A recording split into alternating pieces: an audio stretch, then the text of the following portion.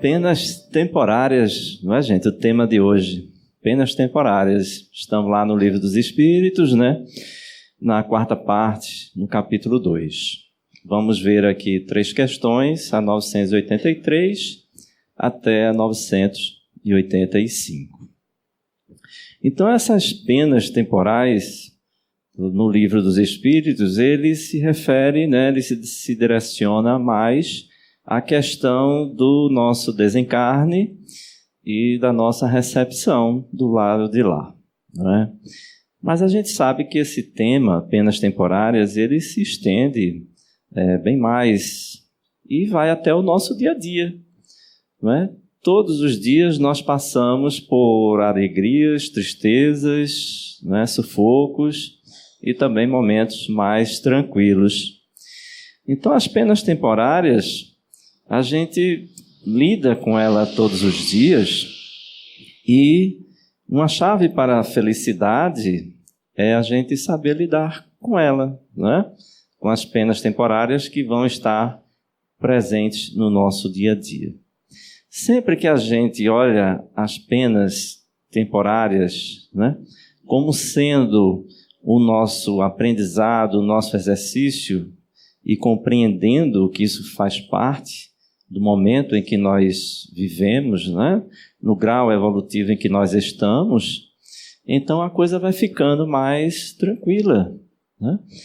Às vezes é muito comum a gente ver pessoas reclamando, né, da vida, reclamando o tempo todo das coisas, não consegue ser feliz, não consegue ter bons momentos, né?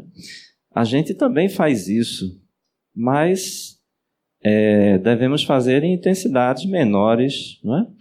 E na medida em que for menor essa intensidade, significa que nós estamos lidando melhor com as questões divinas, né? Com as questões divinas que estão no nosso dia a dia.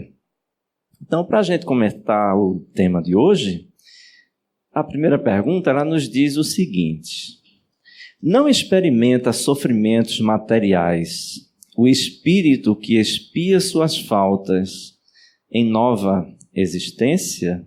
Né? Então ele está falando com relação às questões dos sofrimentos materiais em uma nova existência. Então vamos ver aqui a resposta e a gente comenta. Ele diz o seguinte: como espírito está isento de dores físicas, porém, tais sejam as faltas que tenha cometido, pode estar sujeito a dores morais mais agudas e pode vir a ser ainda mais desgraçado em nova existência. Né? Então, a gente observa o seguinte, que quando a gente está do lado de cá, quando a gente está com o corpo, né, a gente se preocupa muito com a nossa saúde, com as questões materiais e com o corpo. No entanto, sabemos que o espírito continua, não é? E a parte espiritual é que vai pesar sobre nós, porque ela é quem vai continuar, não é? O corpo, ele fica e o espírito dá continuidade. Então, é isso que ele nos fala aqui. Seguindo aqui, ele faz mais uma questão. Será, então, exato dizer-se que depois da morte, só há para a alma sofrimentos morais? Né? Então ele responde: é bem verdade que, quando a alma está reencarnada, as tribulações da vida são nenhum sofrimento, mas só o corpo sofre materialmente. E a gente pode pensar o seguinte: mas, poxa, eu assisti lá no filme Nosso Lar, eu vi no livro, né, em outros livros também, de que o espírito ele tem fome, tem frio, sede, não é? Então seria uma contradição do Livro dos Espíritos, né, ao afirmar que o sofrimento, não é apenas a parte do corpo, é apenas material e do espírito não. Na realidade não é e nem deveria ser, né, e nem poderia ser. A questão é que mesmo sendo somente o espírito, né, o que está em nossos pensamentos, o que está no pensamento daquele espírito, ele se reflete de tal forma que é como se ele estivesse ainda com o corpo, né? Para facilitar esse entendimento, a gente pode ver o exemplo de uma pessoa que tenha uma deficiência física, por exemplo, sei lá, não tem uma das pernas. E é muito comum, não é, essa pessoa sentir coceira, sentir cãibra, não é, numa perna que já não está ali, não é? Ela não está ali fisicamente, mas espiritualmente ela ainda está, né, mentalizada no seu espírito. Então, consequentemente, ele sofre aquela sensação, ele passa por aquela sensação como se tivesse o órgão ali, né? Então, quando a gente enxerga dessa forma, aí facilita o entendimento com relação a quando estivermos somente, né, no plano espiritual, estivermos somente com o espírito, né, estivermos desencarnados, e aí a gente passa a entender como é possível a gente sentir fome, sede, frio, né, calor, se não temos mais o corpo. É que a nossa mente, né, ela gera essa sensação por ainda estarmos muito apegados a esse plano que nós estamos nesse momento, né? Então não precisa a gente desencarnar para passar por esta situação, né? Por essa sensibilidade, né? Já temos esse exemplo que nos esclarece e facilita bastante esse entendimento com relação à questão dos sofrimentos morais e com relação à questão dos sofrimentos materiais. Eu estou começando pelos sofrimentos materiais, né, que é sempre mais simples da gente compreender, não é isso? E que são mais temporários, visto que o corpo, né, a gente vai ter um tempo de permanência menor com ele e vai ser substituído como se fosse uma roupa a cada encarnação nossa. Então, o que a gente precisa é compreender isto, né, e nos dedicarmos àquilo que nós já sabemos, né, nos dedicarmos equilibradamente às questões materiais e às questões espirituais. Dessa forma, a gente vai estar vivendo o presente de uma forma mais eficiente. Não é isso? Então, chegando aqui mais na frente, eu coloquei o seguinte: a morte não é a fronteira para a colheita, não é? Então, às vezes a gente fica pensando assim, poxa, quando eu desencarnar, como é que vai ser? Né? Como se fosse uma fronteira, né? Então a morte ela não é uma fronteira para a colheita, é apenas uma mudança de posição. Né? Então os nossos sentimentos, os nossos pensamentos, os nossos gostos, as nossas preferências, ao desencarnarmos, serão as mesmas. Né? Serão as mesmas, apenas nos livraremos do corpo. Mas o resto vai continuar. E vai continuar de tal forma que a vida que nós teremos, as atividades que nós teremos, até certo ponto, será bem similar à que nós já temos aqui, né? Mas similar apenas naquele conteúdo que seja espiritual, né? A gente não vai mais precisar trabalhar para ganhar dinheiro, né? A gente vai precisar ir ao supermercado, comprar comida, essas coisas. Mas a gente vai precisar progredir, né? A gente vai precisar trabalhar. E os valores do trabalho é que serão diferentes, né? Nós não estaremos mais em busca do dinheiro, em busca dos objetos. Nós estaremos em busca do amor, né? Em busca da caridade, em busca da fraternidade e do trabalho digno. Não é? A gente vê isso em muitos livros de espíritas, ele mostra exatamente essa realidade. Né? Voltando lá ao nosso lar, no André Luiz, né? Ele vai e começa a trabalhar. Né? Ele começa a trabalhar nas câmaras e entre outros locais. Né? Ele era médico aqui na Terra e quando chega lá, né, ele passa a ser médico também e ele vê que a medicina é bem diferente da nossa.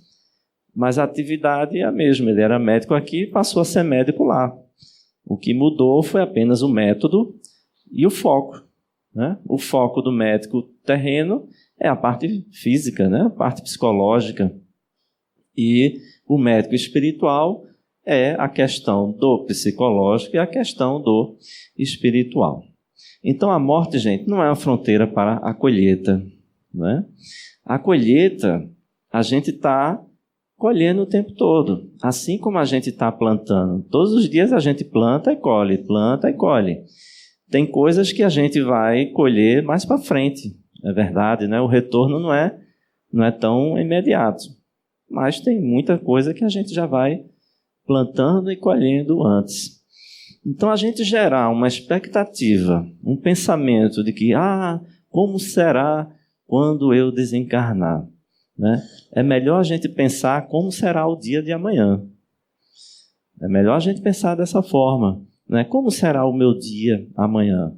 Como será eu dentro da minha família? Né? O que é que eu vou fazer? Será que eu vou para a religião? Será que eu vou fazer uma prece? Será que eu vou fazer o evangelho? Onde é que eu vou concentrar os meus pensamentos? Como está a minha situação em relação àqueles que estão ao meu redor? Será que eu estou discutindo, eu estou brigando, eu estou de bem com eles? Então, esse é o nosso pensamento mais objetivo. Não é? E deixa para quando chegar o desencarne, e aí vai ver como acontece. Não é? Não vai acontecer muito diferente daquilo que nós já fazemos no nosso dia a dia. Então ele diz aqui o seguinte: não dá para defender valores que nada dizem ao espírito. Então, às vezes, a gente se deixa levar pelas coisas do dia a dia, né? E a gente entrega as nossas energias a determinados valores que só nos fazem gerar mal-estar corporal, psicológico e espiritual. Quer ver uma coisa interessante? Às vezes a gente vê muita gente defendendo a pena de morte. Né? E eu fico pensando como é possível um espírita defender a pena de morte, se ele sabe que a morte não existe. Não é? Como pode ele defender algo que não existe? Não é interessante isso? Fica meio que contraditório. Como podemos defender o aborto, não é? Se a morte não existe? Então, são valores que muitas vezes a gente perde tempo defendendo e a gente se contradiz e não percebe. Não é? Se eu condenar alguém à morte, à pena de morte, o que é que eu vou estar resolvendo aí? Eu vou estar eliminando aquela pessoa? Não, vou estar eliminando apenas o corpo dela. O espírito dela vai continuar livre, inclusive com mais facilidade, para inclusive chegar até a mim. Né? Se antes ele não podia chegar até mim, né, por conta das questões dele estar preso, enfim, aonde eu moro, aonde eu... Né, pelas questões geográficas, mas se a gente tira o corpo dele, ele vai continuar, não é? Ele vai continuar em atividade. E qual será essa atividade dele? Ele poderá vir para a minha casa, ele poderá perturbar a minha casa, meus filhos, não é? Meu trabalho, meu casamento. Ele poderá fazer muito mais coisas que antes ele não podia fazer. E com um agravante, não é? Eu vou estar numa situação de dívida com ele. Porque não cabe a nós julgarmos. Não é? Para isso existe a justiça divina. Não é? Para isso existe a justiça divina. A justiça dos homens, no ponto de vista espírita, ele não existe para isso. A justiça dos homens, ela existe para as questões sociais, né, para as questões de justiças materiais, mas em termos de vida, quem é o proprietário de todas as nossas vidas? É Deus. Não é? Então já é um andar mais alto, da qual o ser humano ele não tem esse direito, nem mesmo a justiça dos homens. tem esse direito. Então, gastar energia com essas coisas é a gente se contradizer, não é? Arrumar, como se diz no linguajar popular, sarna para se coçar, não é? E a gente ser infeliz. Não é? A gente ser infeliz porque na medida em que a gente acha interessante se livrar do outro, não é? Lembra da lei de causa e efeito, né? Então, o que é que vai vir para nós? Alguém achando interessante se livrar de nós também. E aí a gente entra por um caminho que se distancia daquilo que Jesus nos ensinou. Não é? Então, seguindo aqui em frente, na questão 984, ela diz o seguinte: as vicissitudes da vida são sempre a punição das faltas atuais, né? Todos os nossos erros, as coisas que as nossas tendências, preferências, isso está só ligado, né, ao que fizemos em outras vidas, né? Acredito que todos nós já tenhamos a resposta para isso, né? Não, nem sempre. Se não for punida nesta existência, sê-lo-á necessariamente noutra. Eis porque um que vos parece justo, muitas vezes sofre, e a punição do seu passado. Quando aparece essa palavra punição, muitas vezes a gente pode pensar o seguinte: e Deus pune? Né? Mas o Espiritismo diz que Deus não pune, e apareceu essa palavra punição. Mas essa palavra punição, ela não está se referindo a Deus. Deus não é o agente desta palavra, né, que gera essa palavra, mas sim nós mesmos, né, como ele diz aqui, se não for punida nesta existência, ou seja, punida nessa existência naquilo que nós mesmos fizemos nessa existência, na nossa infância, na nossa adolescência, né, na nossa fase adulta, ou ontem, né, ou agora de manhã, etc. Então, às vezes, a gente se prende a palavra ao pé da letra, e aí a gente pode se perder um pouco, né? E gerar algumas confusões nas nossas deduções. Então ele diz o seguinte: é a punição do seu passado, mas não necessariamente de uma vida anterior. É claro que aquilo que a gente busca a resposta nessa vida e não encontra uma resposta para ela, né? Se ela existia e nós não encontramos, é uma situação, né? Mas se realmente ela não existiu, é porque não aconteceu nessa vida, mas sim em uma situação anterior. Então, antes da gente ficar com a mágoa, com o ódio, com o ressentimento diante de uma aparente injustiça, né, é preciso a gente, como espírita, já ter um horizonte maior, né, e observar com mais calma. Se a gente for olhar o caso Jesus, se a gente for olhar apenas pela parte material ou apenas por uma encarnação, né, o que é que a gente vai concluir? A gente vai concluir que foi, né, um dos piores julgamentos da história da humanidade, uma das maiores humilhações, né, uma das maiores injustiças cometidas a um ser humano, né, no qual aqueles algozes ficaram impunes, né, não houve justiça para eles. Mas se a gente tiver o olhar espiritual, o olhar espírita, a gente vai perceber não esse lado policial, digamos assim, da história de Jesus, não é? Mas o que tem por trás daquilo ali, as questões espirituais, as questões psicológicas de tudo aquilo que aconteceu. E aí a gente vai observar que ali, né, existe um propósito muito maior. E ao invés de ser uma das piores histórias, né, de violência da história da humanidade, na verdade é a maior história de humanidade e de ensinamento que nós tivemos a oportunidade de ver. Então tudo depende de qual olho, não é, a gente está visualizando as questões.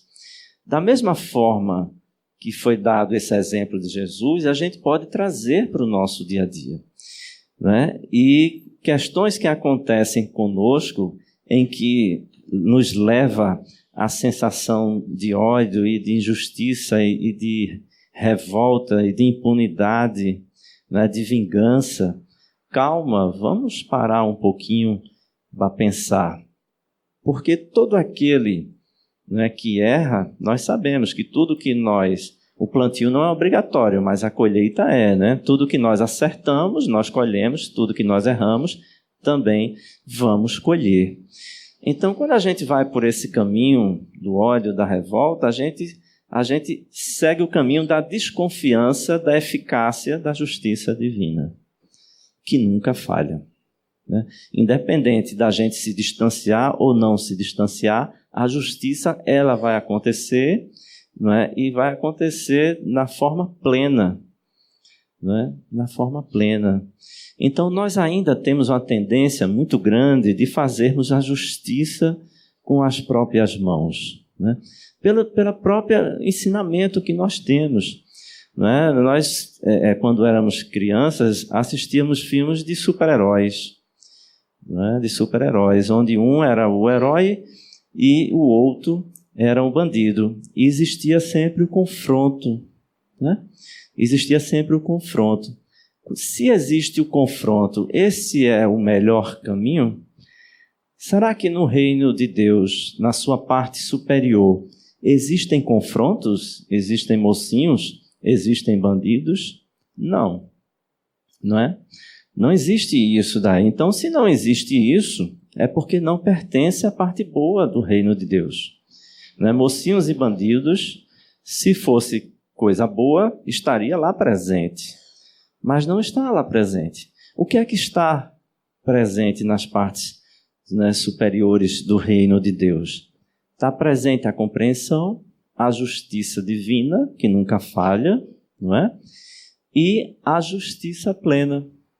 E todos que ali estão porque confiam na justiça divina e já não mais praticam a justiça com as próprias mãos, como nós ainda o fazemos, né? Em maior grau, em menor grau, de forma mais prejudicial ou menos prejudicial. Mas sempre que a gente procura se colocar na posição de Deus e querer resolver as coisas, né, da nossa maneira, de tal forma que atropele as outras, né, então nós não estamos no melhor dos caminhos e iremos sofrer, né? A gente vai querer organizar coisas que não vamos conseguir organizar, né? E aí é que entra a compreensão das diferenças, né? Compreender as diferenças não significa apoiá-las, né? Cada um de nós temos as nossas posições, os nossos pensamentos, as nossas ideias, as nossas preferências, que serão diferentes da do outro. Não significa que a do outro está correta e a que a nossa está correta. Significa que são diferentes, né? Que são diferentes. E que essas diferenças devem ser de tal forma que permitam um convívio harmonioso, né? Permitam um convívio harmonioso. Eu recentemente fui para a missa da minha mãe, que faleceu, e minha família é toda católica, eu sou o único espírita, né? E o padre, né, ele reclamou do traje, né, das mulheres que estavam lá, né? Ele disse: olha, gente, eu, como padre, quando eu vou para a praia, eu não vou com essa batina, com essa roupa fechada que eu estou aqui, não. Eu vou com um short, eu vou com uma blusa, não é? Eu vou com uma sandália, eu vou com uma roupa proporcional ao local onde eu vou. Quando a gente vai para uma formatura, não tem lá, né, traje a rigor, traje esporte fino, não é isso? Então, veja, as diferenças existem, né? Agora elas devem se adequar, né, ao limite da boa convivência, ao limite da inconveniência, digamos assim, né? O fato de nós sermos diferentes não significa, não nos dá direito a sermos inconvenientes só para ser diferentes, né? Então, tudo tem os seus limites. E é essa a proposta divina, né? E ele diz aqui nessa última questão: constitui recompensa a reencarnação da alma em um mundo menos grosseiro, né? Veja essa palavra recompensa, né? Constitui recompensa a reencarnação da alma em um mundo menos grosseiro. O que ele diz aqui é o seguinte: nos mundos onde a existência é menos material do que neste, menos grosseiras são as necessidades, portanto, menos agudos os sofrimentos físicos, né? Ah, mas olha, Silvio, isso aqui ele está se referindo a outro planeta, quando eu estiver desencarnado, a outro mundo espiritual? Não necessariamente, ele não falou isso aqui, ele deixou em aberto.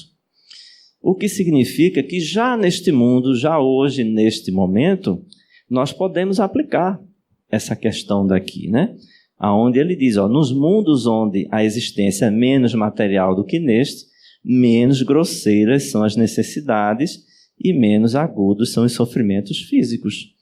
Então a gente vê aquelas pessoas que de fato procuram fazer o seu trabalho voltado para o bem, fazer a sua vontade voltada para o bem de si próprio e o bem do próximo, ele passa exatamente por essa situação, por situações menos grosseiras, né? Passam por situações difíceis, mas muito menos grosseiras do que as nossas, né? Não dá para comparar os problemas que nós temos, como, por exemplo, um problema que a irmã Dulce teve, né? Não dá para comparar. Por quê? Porque os problemas dela não são delas. E eu acho que em 99% dos casos. Os problemas que ela está tratando estão relacionados aos outros que estão ao seu redor, né? Então ela passou sua vida toda, né, transformando um galinheiro em um gigantesco hospital, em uma gigantesca obra.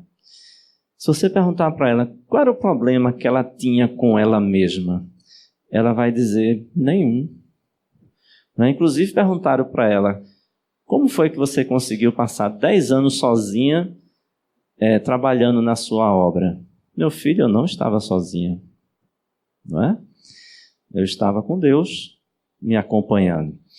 Então, essas situações de menos grosseiras, né, de menos grosseria, digamos assim, não sei se o verbo está bem colocado, mas deu para entender. No caso da irmã Dulce, já está relacionado aos outros, e não mais ao dela. Ela já tinha a sua vida realizada. Ela já estava tentando realizar a dos outros. A vida dela já estava resolvida, não é? Então é muito diferente de nós, que estamos tentando primeiramente resolver a nossa vida e dedicar um pouquinho do nosso tempo a resolver ou a melhorar a dos outros. Entenderam como é distante, né? Como estamos distantes dessa realidade que nós estamos vendo aqui. Então, nos mundos onde a existência é menos material do que neste, que mundo é esse? É o mundo interior nosso. Podemos olhar por esse ângulo, né? E olhando pelo exemplo, o mundo interior da irmã Dulce, ela estava muito bem resolvida com ela. E ela não tinha problemas grosseiros a serem resolvidos com ela mesma, né? Diferente de nós. E ele diz aqui, são as necessidades e menos agudos os sofrimentos físicos, né? Lá, os homens desconhecem, aí sim, ele já está falando outra situação, né? Lá os homens desconhecem as paixões ruins, mas que nos mundos inferiores os fazem inimigos uns dos outros, né? Irmã Dulce, ela tinha na mente dela algum inimigo? Não tinha. Mas nós temos, né? Eu não sei vocês, mas eu ainda tenho. Luto muito para não ter isso aqui, mas ainda está distante disso daqui, né? Então, os homens desconhecem as paixões más que nos mundos inferiores os fazem inimigos uns dos outros. E é por isso que nós estamos aqui. Porque ainda temos esse tipo de atividade nos nossos pensamentos, nas nossas ideias, né? E no nosso dia a dia. Acabamos, de uma forma ou de outra, criando inimigos. Muitas vezes inimigos que nem nos conhecem, né? Que aparecem lá na televisão e que nem nos conhecem. Mas, pelo fato de nós o conhecermos, né, nós nos tornamos inimigos deles. Ele diz aqui: nenhum motivo, tendo de ódio ou de ciúme, vivem em paz, porque praticam a lei de justiça, amor e caridade. Então, o que é praticar a lei de justiça, amor e caridade neste plano daqui, né? É a gente compreender, é começar pela compreensão. Quando a gente compreende, né, as coisas, então a gente vai visualizando melhor e vai conseguindo praticar melhor a justiça. Conseguiremos ter mais amor, mais caridade e sermos muito mais justos, né, do que nós somos. Muitas vezes nós temos ainda a tendência de pegar uma determinada cena, um determinado ocorrido, somente naquele momento dali. E a gente se prende àquele momento, né, e aí a gente gera um inimigo, né? Nós já somos inimigo dele.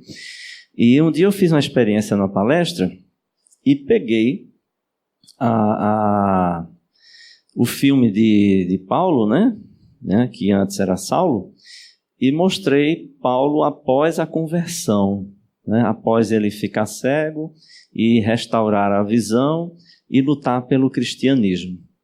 Então as pessoas ficaram vislumbradas, né, com Paulo, ficaram, como se diz assim, ficaram fãs do Paulo. E aí depois eu peguei o filme e coloquei ele antes, né, quando ele era Saulo, em que ele apedrejava cristãos, em que ele perseguia cristãos. E aí as pessoas pararam para pensar: poxa, eu não tinha pensado desta forma, não é? Eu não tinha pensado dessa forma. Por quê? Porque os nossos olhos se concentraram apenas naquele momento. Mas se olhássemos para trás, a gente veria uma história com um enredo bem diferente daquele, né? Na primeira impressão, né, a gente achava que Paulo, né, sempre foi uma pessoa boa, sempre foi uma pessoa maravilhosa, sempre foi uma pessoa a favor do cristianismo, etc, etc. Mas eis que, se a gente olhasse alguns anos atrás apenas, a gente ia ver um outro Paulo, que inclusive se chamava Saulo, né, e que era extremamente agressivo, periculoso, né, etc, etc. Então ele diz aqui o seguinte: não conhecem os aborrecimentos e cuidados que nascem da inveja. Não conhecem os aborrecimentos e cuidados que nascem da inveja, né? A inveja não é só os outros que têm inveja, né? Nós também temos. É que nós não percebemos isso daí, né? Se nós conseguíssemos perceber muito dos nossos erros, até melhoraríamos mais rapidamente, né? E ele fala aqui: se não conhecêssemos os aborrecimentos e cuidados que nascem da inveja, do orgulho e do egoísmo, causas do tormento da nossa existência terrestre, então seriam diferentes. Por que a gente está envolvido com orgulho, com egoísmo, com inveja? Não é? Por quê? Porque estamos dentro desse cenário daí. E a gente não está dentro desse cenário sendo um telespectador, não é? Em que a gente está ali assistindo a novela, mas a gente não está dentro daquele enredo dali. A gente está apenas assistindo, né, de camarote em casa, tranquilamente, à distância. Não, nós estamos dentro daquela novela dali. Nós também somos um daqueles personagens. E é por isso que estamos aqui, não é? Um aluno da quinta série, quando termina o recreio, ele vai para onde? Ele vai para a sala da quinta série. Não é? Não dá para ele ir para a sala da oitava série, porque ele não chegou lá ainda. Então, se nós, ao sairmos daqui, né, nos dermos de frente com pessoas invejosas, orgulhosas, egoístas, o que é que significa isso? Que nós somos diferentes dela? Poderá até ser, não é? Pela questão da intensidade. Nós poderemos ser menos tudo isso aqui. E pelo fato de ser menos tudo isso aqui, menos invejoso, menos orgulhoso, né? Menos egoísta, isso nos incomoda. Não é? É aquela história, se eu sou calmo e vem alguém agitado do meu lado, que não tem a mesma calma que a minha, poderá me incomodar, porque ele é diferente. Né? Mas eu preciso compreender isso daí, que meu estágio em relação à disciplina temperamental é diferente da dele. Eu já consigo controlar o meu emocional a ponto de eu ser, na maior parte do tempo, calmo, né? De ter uma voz um pouco mais branda, um pouco mais reflexiva, digamos assim, né? Um pouco mais pacífica. Mas isso não me dá o direito, né? Não me dá o ingresso para julgar e condenar aquele que tem uma voz ativa, né, que tem uma voz num volume mais alto do que o meu. Né? Cabe a mim compreender aquilo dali e saber que eu vou ter que viver com aquilo. Né? Porque do mesmo jeito que ele está ajustando o tom de voz dele, eu também estou ajustando o meu tom de voz. Talvez nesse ingrediente, né, nesse item, ele esteja lá na quinta série, ou esteja na sexta ou na sétima. Mas estamos lá, na escola da vida, e na hora do recreio estamos juntos. Né? Estamos juntos ali para nos confraternizarmos. E agradecer a todos a presença e que a paz do Mestre Jesus esteja com todos nós hoje, agora e sempre. E que assim seja.